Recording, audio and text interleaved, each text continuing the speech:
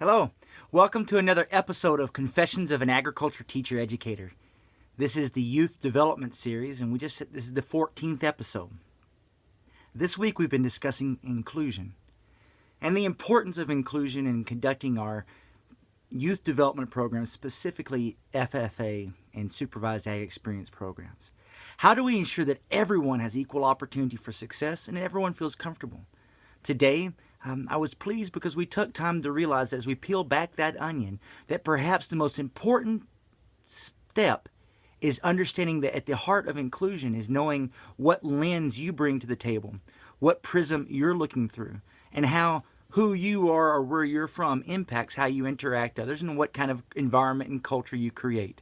So we create a Where Am I From poem as we complete that task to understand what is our background and to help us become more purposeful and aware of what's occurring in our programs and classrooms.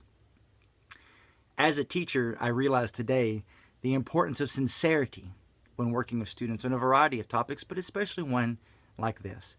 The students actually requested and asked that I share stories from my experience of when I had to deal with these situations.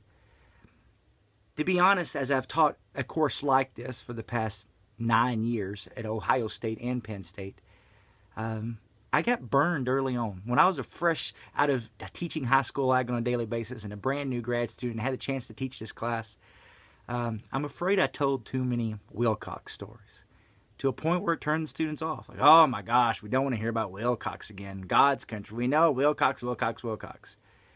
And so then I think I overcorrected. I wouldn't tell any stories about my own personal experiences. I would make up scenarios and talk about real deal school or how I heard about this from another ag teacher when in fact I was sharing personal experiences. But today it became clear for me again that when asked, when appropriate, it's critical to be sincere and not be afraid to share some of your own personal experiences.